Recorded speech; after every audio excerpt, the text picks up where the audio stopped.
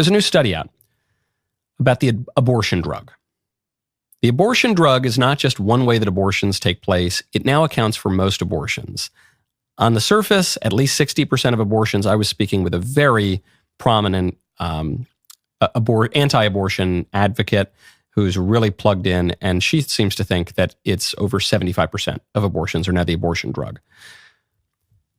One line that we have heard from the abortion industry and all their lackeys in the Democrat Party for years at this point is that the abortion drug is totally safe. In fact, it's safer than Tylenol. Here's Dan Goldman, his Democrat member of Congress, parroting this line.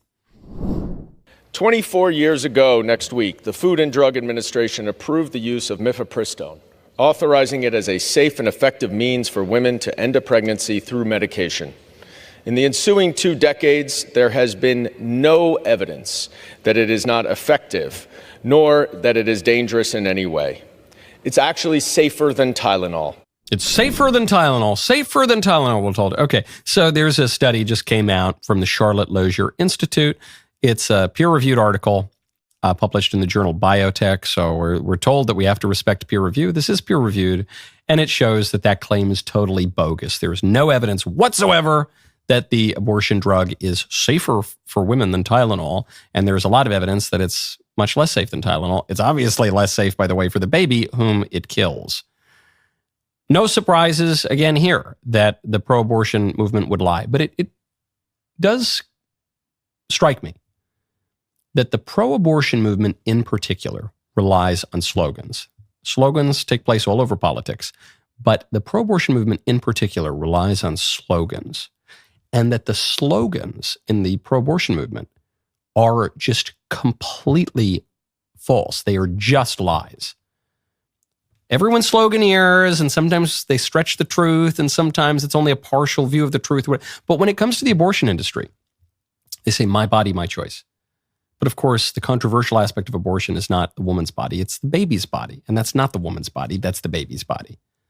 When they say the abortion pill is safer than Tylenol, that's just a lie. That's just completely made up. When they say thousands of women died before Roe v. Wade annually of abortion, that slogan, that's just made up.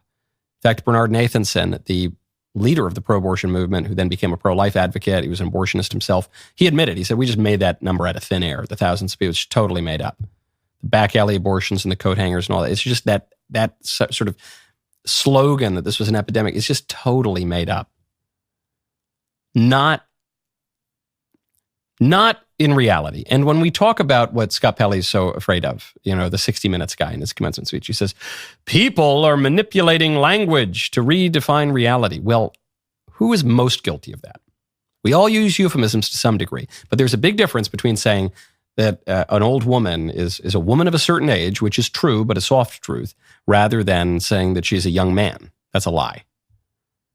And when the one political side in particular uses euphemisms to deny and, in fact, invert the truth, when the abortion industry can barely say the word abortion, never says the word baby just about, has to constantly be using manipulative language, dishonest language, false language to lie about what it's doing, I think it probably shows you that industry is doing something wrong. That political movement is doing something wrong. They're trying to hide something from people. And right now, the people seem to have caught it. And I think the jig is up.